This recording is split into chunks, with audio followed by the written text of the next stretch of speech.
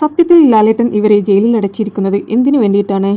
പരസ്പരമുള്ള പ്രശ്നങ്ങൾ പറഞ്ഞു തീർക്കുവാൻ വേണ്ടിയോ അല്ലെങ്കിൽ ഉള്ള പ്രശ്നങ്ങൾ ഊതി പെരുപ്പിക്കാൻ വേണ്ടിയോ? എന്നും 2 മണിക്കൂർ ജയിൽവാസമുണ്ട്. ആ 2 മണിക്കൂറും ഇവർ തമ്മിൽ അടിയുണ്ടാക്കിക്കൊണ്ടിരിക്കുകയാണ്. എന്നാൽ പലപ്പോഴും ജിസേലിന്റെ വാക്കുകളിൽ എനിക്ക് വളരെ പക്വത നിറഞ്ഞതായും സ്നേഹനിധിയായിട്ടുമാണ് തോന്നിയിട്ടുള്ളത്. 24/7 ലൈവ് കാണുന്നവർക്കറിയാം, അനുമോൾ എപ്പോഴും ജിസേലിന്റെ പിന്നാലെ തന്നെയാണ്. ജിസേൽ എന്ത് ചെയ്യുന്നു എന്ന് നോക്കി നടക്കുകയാണ് അനുമോൾ.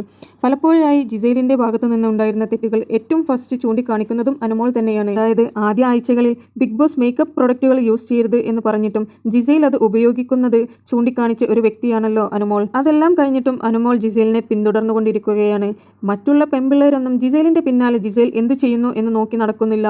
എന്നാൽ അനുമോൾ ജിസേലിന്റെ ഭാഗത്ത് നിന്ന് എന്തെങ്കിലും ഒരു തെറ്റ് കാണുവാൻ വേണ്ടി സൂക്ഷ്മതയോട് കൂടിയിട്ടാണ് നടക്കുന്നത്. ജയിലിൽ വെച്ച് അനുമോളോട് ജിസേൽ പല ഉപദേശങ്ങളും നൽകിയിട്ടുണ്ട്. എന്നാൽ അതൊന്നും ചെവി കൊള്ളാതിരിക്കുകയാണ് അനുമോൾ. ബിഗ് ബോസ് ഇത്തവണ തൊപ്പിപ്പറിക്കൽ ടാസ്കിൽ ജിസേൽ അനുമോൾ ശൈത്യയെ ഒരു ടീമായിട്ടായിരുന്നു വിട്ടിരുന്നത്. എന്നാൽ ടീംമേറ്റുമായിട്ട് ഒരു നിമിഷം പോലും ഇരിക്കാൻ അനുമോൾ തയ്യാറായിരുന്നില്ല. അനുമോൾ പറയുന്നത് നിങ്ങൾ എന്നെ വിളിച്ചില്ല എന്നാണ്. എന്നാൽ ജിസേൽ പറഞ്ഞു, നമ്മൾ ഒരു ടീമാകുമ്പോൾ പ്രത്യേകം ക്ഷണിക്കേണ്ട ആവശ്യമൊന്നുമില്ലല്ലോ. ടീം ഡിസ്കഷനിലേക്ക് നീ വന്നു ചേരുകയല്ലേ വേണ്ടത്. അപ്പോൾ അനുമോൾ പറഞ്ഞു, നീയും ആര്യനും ശൈത്യയും എല്ലാം ഒരുമിച്ചിരിക്കുമ്പോൾ ഞാൻ പിന്നെ എന്തിനാണ് അതിലേക്ക് വരുന്നതെന്ന്. അവരുടെ ടീം കോർഡിനേഷൻ ഇല്ലായ്മ അനുമോളോട് തന്നെ എല്ലാവരും ചൂണ്ടിക്കാണിച്ചിട്ടുണ്ടായിരുന്നു. ആദിലയും നൂറയും എല്ലാം അവൾ മാറി നിന്ന് മറ്റുള്ളവരുടെ ടീമിൽ ഡിസ്കഷന് പോകുമ്പോൾ പറയുമായിരുന്നു, നീ എന്താണ് നിന്റെ ടീമിൽ പോയി ഇരിക്കാത്തത്, അവരുമായി മിങ്കിൾ ചെയ്യാത്തത് എന്തുകൊണ്ടാണെന്ന് എപ്പോഴും അവർ ചോദിക്കുമായിരുന്നു.